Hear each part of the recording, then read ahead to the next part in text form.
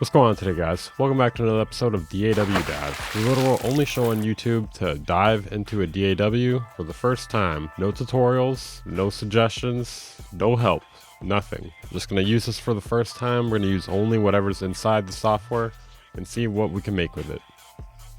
And by we, I mean me. Today we'll be doing Bitwig. I heard it's kind of like Ableton. That's basically all I've ever heard about it. You guys may be wondering, hey, why aren't you in your normal studio that's definitely not a stock image? Well, honestly, Steven and Rob were starting to bother me, and the mystery character and Ryan, Kyle, and them, and hey, pal.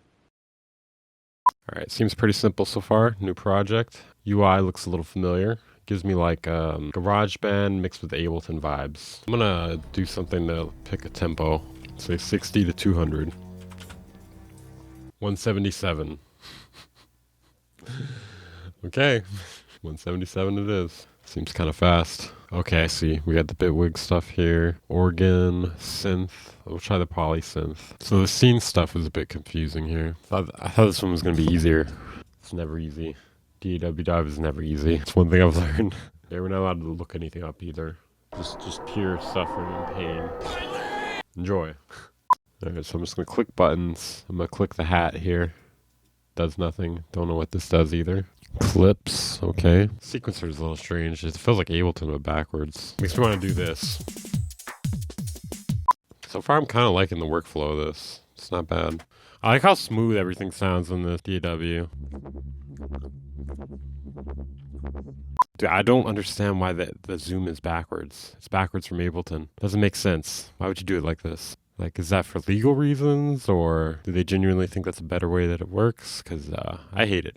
So I was making a beat, and I realized I fucking hate it. So I decided to sort of start over, but it's in the same project, so it doesn't count, guys. Anyways, continuing onward. So I'm just going to start dragging some loops here again. I kind of feel like we need to make a beat. We can't go way off genre like we keep always doing. I feel like drum loops are okay. I'm not sure about any other loops, so I feel like anything should go, really.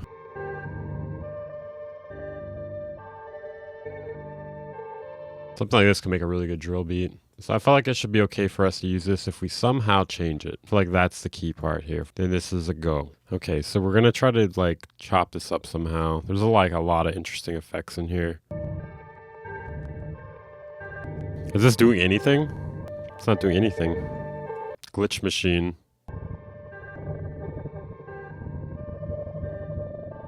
Okay, sounds kind of cool. So I should be able to use drum loops from outside this DAW, because I feel like that's a stupid limitation to set on myself, right? I don't want to have to reconstruct like drums in every DAW I do this in, so that's why we're going to use drum loops. I feel like that's fair. If anything, I might just use like a little bit too.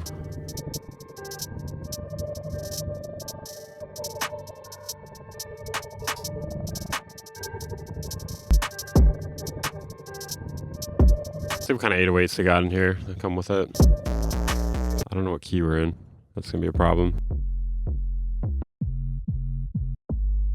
20 minutes later. Just 808 bass, man. I'm not looking for anything crazy. Do I have to chop an 808 out of one of the loops? Is that really what I got to do right now? Maybe I could just take one of these. 6.5 hours later. That might be interesting. Sounds like shit. Well, so far I could say there's not really any drill 808s here. Definitely. At least in what comes along with it. Let me just type in bass. I mean, usually stock DAW stuff isn't that good anyways. A few moments later.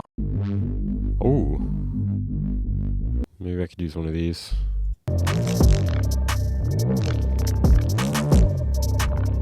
Pretty sure this is in G. It sounds like it's in G. I don't really know how to do a drill 808 in here. I don't know. I gotta figure out how to do the glides.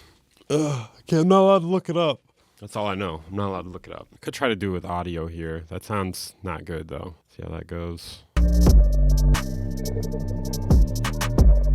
don't know. I feel like we're not using a lot of MIDI, so I'm not sure if this is still something good for DAW dive. I guess we'll find out, depending on whether or not people like it still. There's not a tuner in here. We don't have a tuner in this software. If there is, I'm not finding it. Well, it's a point for Ableton, for sure.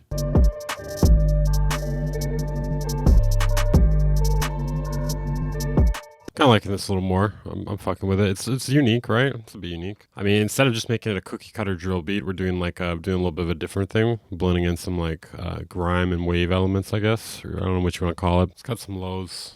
Let's do some EQ while we're here. Wow, it looks just like Ableton. That's crazy. Actually, looks nicer than the Ableton one, though, I'd say. So one thing I like about the software, a lot of it feels pretty intuitive, I feel like, especially if you used Ableton in the past. So while we were gone, I figured out how to sidechain. It took me like 20 minutes. I didn't look anything up, I promise. Though seriously, I wish I did.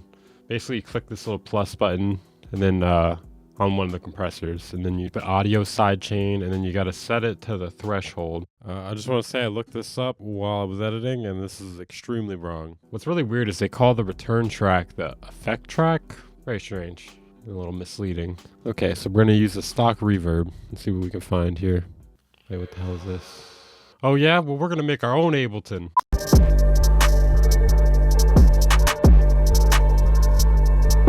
Alright, so I mixed in some reverb on a return track, or an effect track as they like to call it in here. Let's find out what the polymer is. I don't know what that is. See what kind of patches it has. Seems like it has a lot of stuff. Okay, search. I'm not really sure what we're looking for though. Mario. Let's see what that's about. That's pretty Mario. Hermes. Oh my god. Why do I still have Hermes? Let's see what FM4 is. Yeah, I'm liking this. That was a little happy accident thing there. Okay, I'm finally getting the hang of this. I gotta say, some of the patches in here are pretty good. Don't laugh. Okay, don't laugh. Okay, don't laugh. I'm only wearing these because I'm on the verge of a headache and I'm trying to finish this video. We're almost there. We're not really almost there, but I need to wear these right now. I think I'm actually happy with this. I just need to shorten it a bit.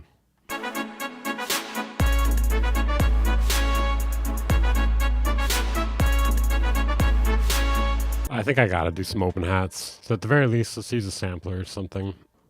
Let's see what kind of open hats we have. Well, it's pathetic so far. There we go.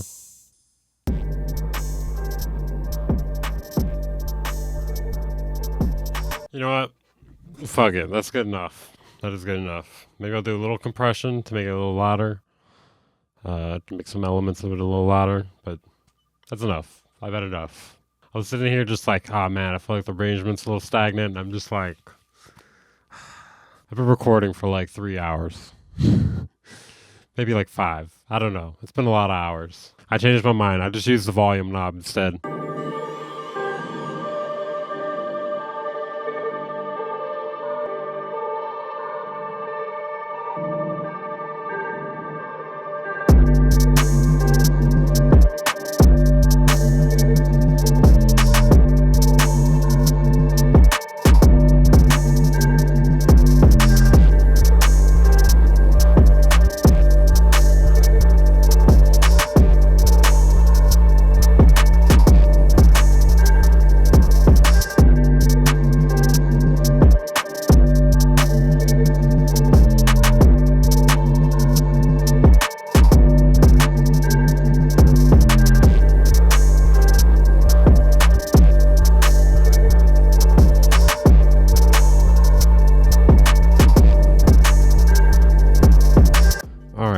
This has been, I think, the 5th episode of Daw Dive. Hopefully you guys enjoyed this. I think Bitwig is pretty interesting. Kind of a weird name.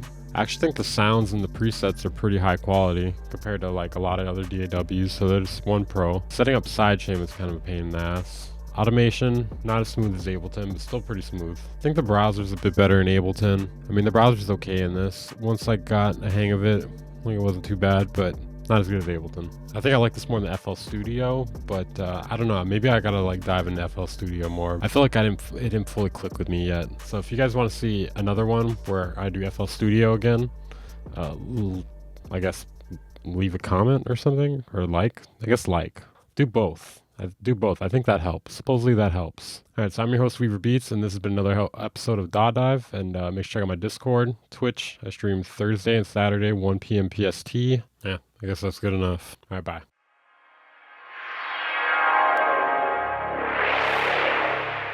The Band Incorporated.